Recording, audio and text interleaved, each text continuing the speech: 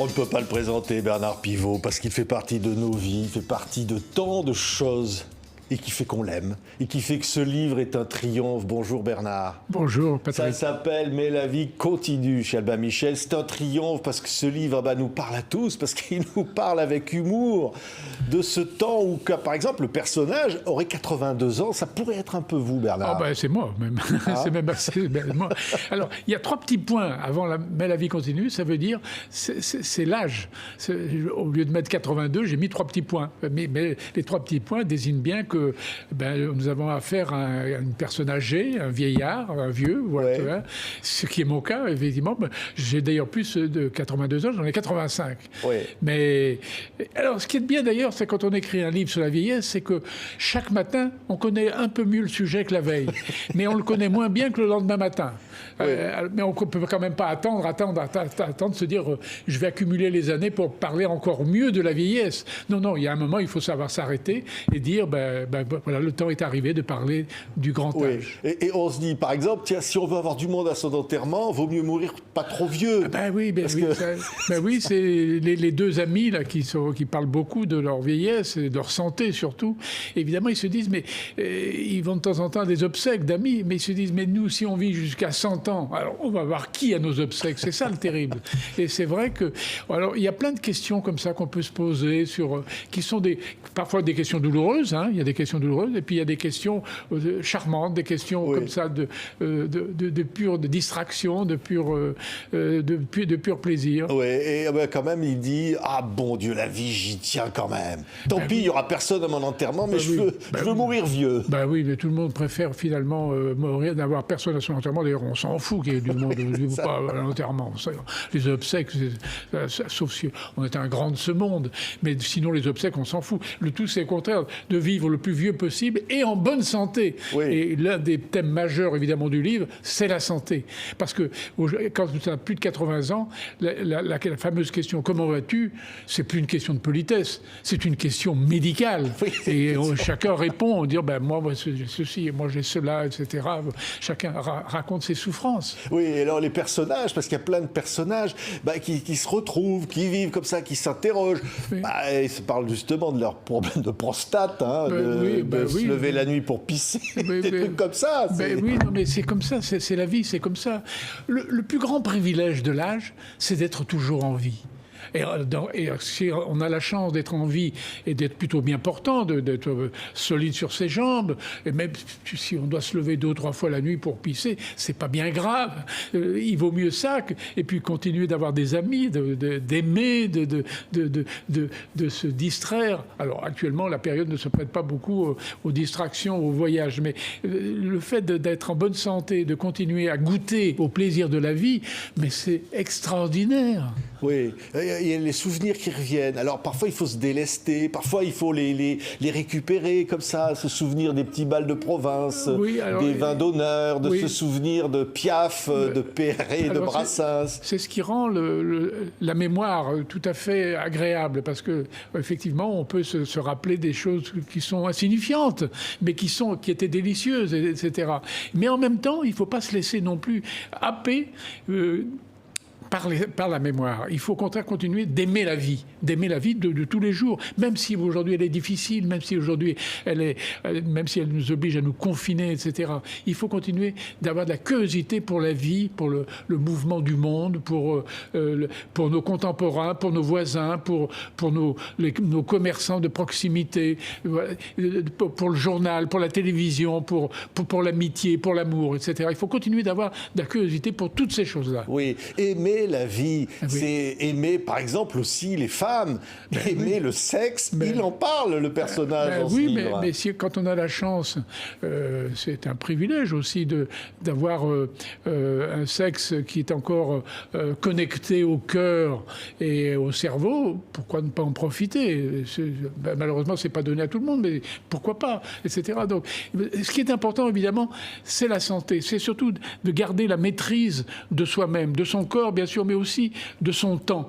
Et le grand privilège de l'âge, par rapport au moment où on est dans la vie active, où on a une famille, où on a une profession, etc., c'est que quand on est âgé, on a la maîtrise de son temps et de son jugement.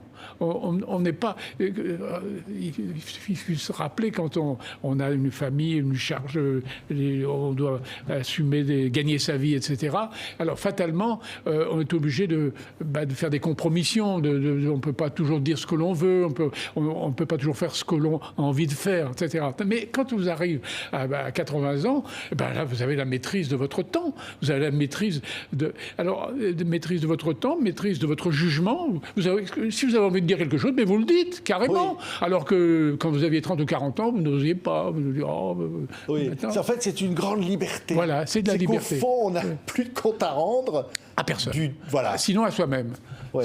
Et à Dieu si on y croit. Voilà. C'est ça qui est intéressant dans la vieillesse. Oui, et la vie continue. En fait, au fond, on veut dire que la vie ne s'arrête pas. Mais non, elle s'arrête. C'est un message de joie. Alors, les personnages du livre, évidemment, ils ont quand même une hantise. C'est de ne pas mourir dans la débâcle du corps et de l'esprit. Ça, c'est terrible. Hein. Et au fond, ce qui fait le plus peur, ce n'est pas la mort, c'est une fin difficile, une fin douloureuse, une fin qui ressemble à la... je ne sais pas, à la débâcle. Voilà. Ça, c'est ce qui fait peur. Oui. Mais en dehors de ça, il faut profiter des dernières années de notre vie, il faut profiter de toutes les choses qui font le sel de la vie. Oui, parce que rire, ça fait fuir la mort. Oui, il y a de l'humour aussi, beaucoup. Oui, bien sûr. Mais rire de soi, c'est d'une manière assez commode de rester joyeux, éveillé. Il faut garder de l'humour, il faut garder de... Mais je pense que ce qu'il y a d'extraordinaire, c'est cette maîtrise du temps qu'on a quand on est vieux et qu'on n'a pas quand on est jeune. Quand vous êtes jeune, vous avez toute la vie devant vous. Hein, vous avez des décennies devant vous et vous n'avez jamais le temps. Vous n'avez jamais le temps, vous êtes toujours en train de courir. Et quand vous êtes vieux, vous n'avez plus beaucoup de temps devant vous, les années sont comptées, mais vous avez tout votre temps. Autrement dit, à long terme, on n'a jamais le temps, et à court terme, on a tout son temps. Oui, je voudrais qu'on regarde et peut-être rire de ce personnage-là, vous allez le reconnaître. Regardez ces images, Bernard Pivot. Cesbron a publié un roman, c'est Mozart qu'on assassine, dans lequel il traite du douloureux problème des enfants de parents divorcés, de ces Mozart assassinés par la désunion de leurs parents. Or, il paraîtrait que Sylvie aurait lu ces Mozart qu'on assassine, et très émue, très touchée, serrant contre son cœur son enfant, elle se serait écriée « Mais c'est David qu'on assassine !» Et c'est ainsi qu'elle aurait fait la paix avec Johnny. Oui, il y a presque 55 ans, ça. Non, mais c'est ma première apparition à la télévision. Première apparition à la télévision. On m'a demandé de faire une chronique, justement, sur Cesbron, Johnny Hallyday, je ne sais pas. Bon, j'avais accepté parce que ça m'amusait, évidemment. Et on voit d'ailleurs que j'ai un ton plutôt enjoué et un peu moqueur. Critique littéraire. Mais alors, quand vous le voyez, le gamin, là, vous le jugez comment, vous, Bernard, maintenant à 85 ans. Je regarde évidemment avec plaisir, avec nostalgie, avec une sorte de presque d'amour, quoi, parce que je me dis, c'est plus moi, c'est un autre moi-même. Mais j'ai été ce garçon-là, j'ai été ce jeune homme-là, et je ne veux pas le renier, bien entendu. Oui, et alors, parce qu'au fond, on accepte tout de ce qu'on a été, des conneries qu'on a fait, oui, bien de sûr, la mais vie, il faut les accepter. Ben oui, les erreurs, les bêtises, alors, on n'a pas commis de crime, hein, on n'a pas commis d'erreurs monstrueuses, on n'a pas été quelqu'un de dégueulasse, mais de temps en temps, on a commis quelques erreurs, on a commis quelques fautes, eh bien, il faut les accepter comme on accepte les périodes heureuses. Oui, il y en a un qui vous avait écrit une lettre, Bernard. Oui. Mon cher Bernard, je m'apprêtais à vous écrire un mot pour vous remercier de votre accueil quand m'est parvenu l'écho de votre mécontentement devant quelques mots que j'avais prononcés à propos de la télévision. Je voulais me retrancher derrière Kafka qui passait devant le bordel comme devant la maison de sa bien-aimée, mais ce n'est pas le ton que je voudrais employer. C'est d'Ormesson qui vous envoie un courrier. Non, mais j'avais été stupéfait parce qu'il avait déclaré à la télévision ou à la radio, je ne me souviens plus, il avait déclaré que lorsqu'il allait à la télévision, il avait l'impression d'aller au bordel. Comme il venait très souvent à Apostrophe au Bourse de Culture, j'ai été un peu indigné. Donc j'ai envoyé une lettre en lui disant « Cher Jean, quand même, là, vous y allez fort ». Et il m'avait renvoyé cette lettre très amicale, très gentille, où il expliquait pourquoi les mots avaient un peu dépassé sa pensée. Oui, d'ailleurs, c'est publié dans ce beau livre de lettres, des messages portés par les nuages, lettres à des amis, à la collection bouquins de Jean d'Ormesson. d'Ormesson. Il y a très très belles lettres. Très belles lettres, parce que c'était ça d'Ormesson. C'est un peu à l'image de tous ceux que vous avez reçus, Bernard, dans Apostrophe et ailleurs. D'ailleurs, ce livre est une sorte d'immense apostrophe. Parce qu'il y a Déon, il y a plein de gens, Roard, tous ces gens-là, qui étaient ses amis, et que j'ai invités, évidemment, dans mes émissions. Oui, ça vous plaisait pas qu'ils disent quand je vais à la télé, je vais comme au bordel. Oui. Non mais bah oui, non mais de temps en temps, il avait comme ça des espèces de fulgurances comme ça, un peu provocatrices. C'est un provocateur, d'Ormesson. Faut pas se faire. Et c'était pas un béni oui. Très souvent, il avait la parole dure. Il pouvait avoir la parole dure, et surtout en privé. Oui, privé. Et il aimait les mots comme vous, Bernard. Oui, bien Amoureux, sûr. les dicots d'or, la langue française. Les écrivains et les journalistes, nous sommes faits pour aimer les mots. C'est par amour des mots que nous sommes devenus journalistes et écrivains. Sinon, pourquoi ? Les mots, c'est notre matière première, ce sont nos amis, ce sont nos esclaves, ce sont nos fiancés, ce sont nos amants, nos amantes. C'est ça les mots. Nous adorons les mots. Et d'Ormesson était un splendide amoureux des mots. Oui, mais vous, dès le départ, vous disiez, je voudrais gratter la tête des gens comme dans les fêtes foraines. Oui. Les mots, ça gratte, ça dérange. C'est quoi les mots, Bernard ? Oui, la langue. Les mots, ça peut être du poil à gratter, comme ça peut être de la barbe à papa. Ça peut être de la crème caramel, comme ça peut être du poivre de Cayenne. Les mots, ils sont à notre disposition, ils sont à notre service. Et les réunir, écrire, c'est-à-dire prendre des mots, les assembler, les écrire, biffer, c'est un plaisir extraordinaire. Moi, je vis avec les mots. Et trop souvent, les gens ne pensent pas que les mots font partie de notre vie, de notre atmosphère, de notre confort, de notre univers. Et je veux dire que mourir, c'est abandonner les mots. Et ça, c'est terrible. Oui, dans le livre, Bernard, il y a les souvenirs des premiers bouquins. Parce que quand vous pensez à l'enfance, parce que là, c'est vous le héros du livre, vous pensez à quoi ? Au premier livre ? Oui. Au livre d'aventure ? Non, mon livre d'aventure, ça a été Petit Larousse. On y revient. Donc, c'est mon premier livre. Celui que j'ai lu pendant la guerre, parce qu'on ne pouvait pas accéder aux librairies, on ne pouvait pas accéder aux bibliothèques. C'était le Petit Larousse, un Petit Larousse que j'ai lu. Et c'est là que j'ai pris, que j'ai contracté l'amour des mots. C'est là que vous voyez, quand vous lisez La Fontaine, vous lisez, je sais pas, et vous voyez le zéphyr. C'est quoi le zéphyr ? Voilà, vous regardez le dictionnaire, regardez le zéphyr, etc. Et voilà. Donc, quand vous lisez La Fontaine, vous êtes enchanté, mais vous découvrez des tas de mots que vous ne connaissez pas, quand vous avez 8-10 ans, bien entendu.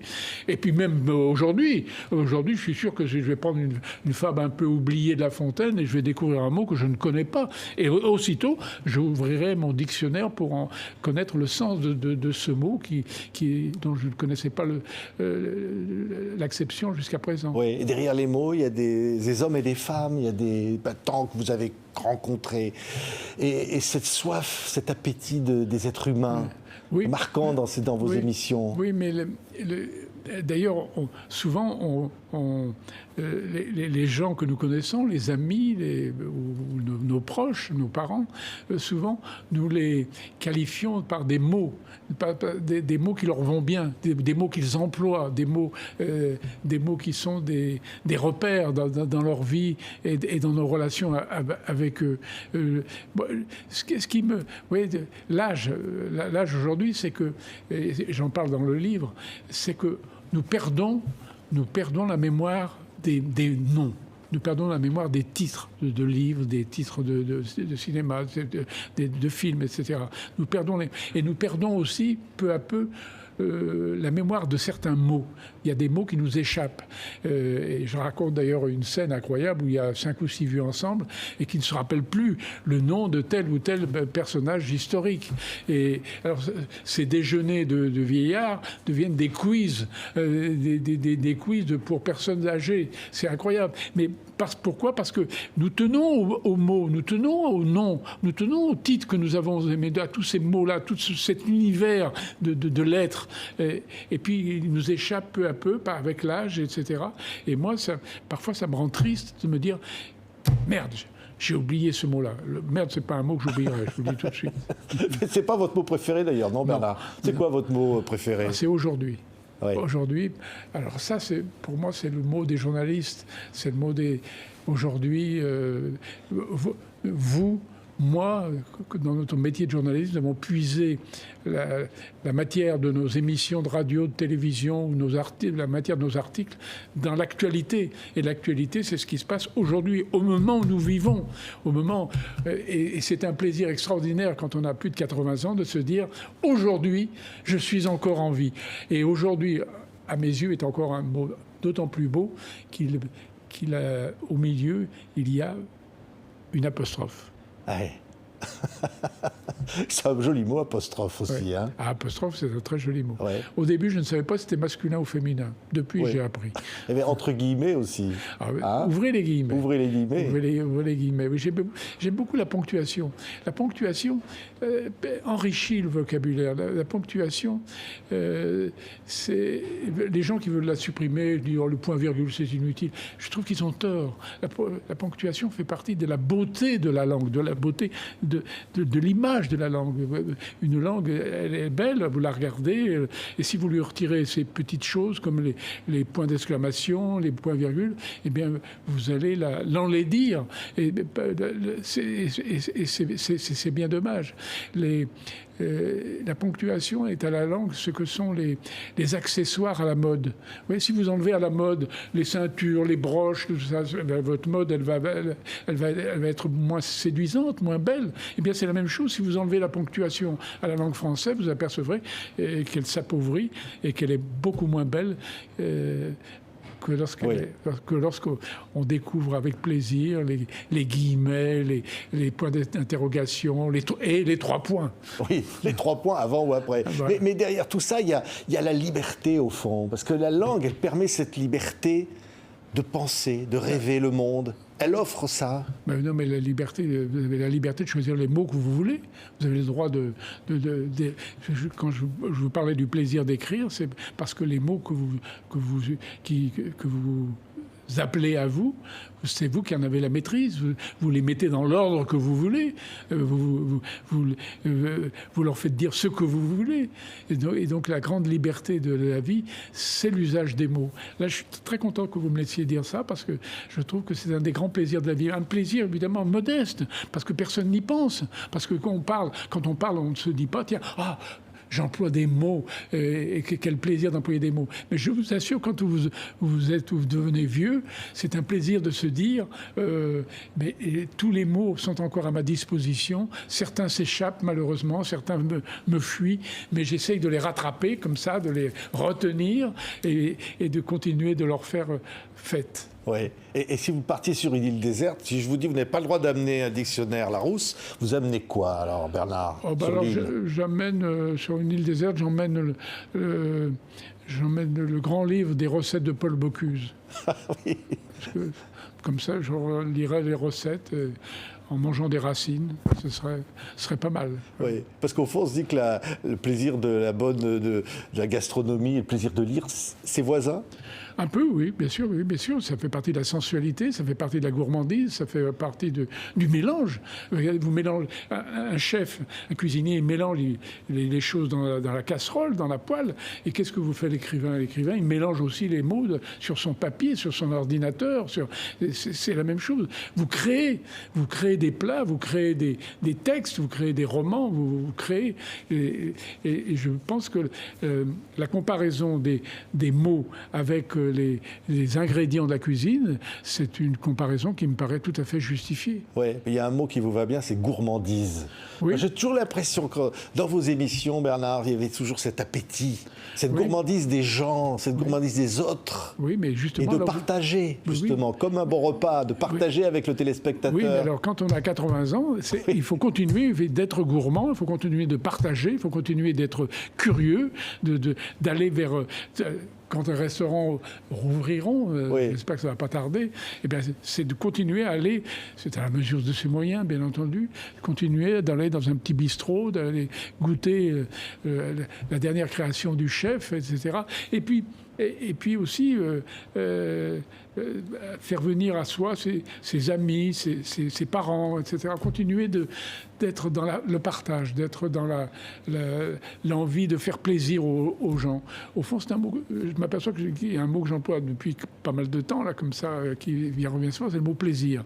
Et bien, je pense que le mot plaisir, quand on est vu, il ne faut pas le rayer de son vocabulaire. Pas du tout. Il faut au contraire se dire le plaisir, les plaisirs. Il faut les mettre en avant. Et continuer de se dire le plaisir de la vie, c'est l'assurance finalement de vivre bien et vieux. Oui. Il y a un truc qui est drôle à un moment dans le bouquin, c'est quand il faut chercher un mot de passe pour un téléphone, ce truc complètement froid et immatériel, il choisit Pomard. Oui. Parce qu'il va mettre de la vie dans un truc qui n'en a pas. Quoi.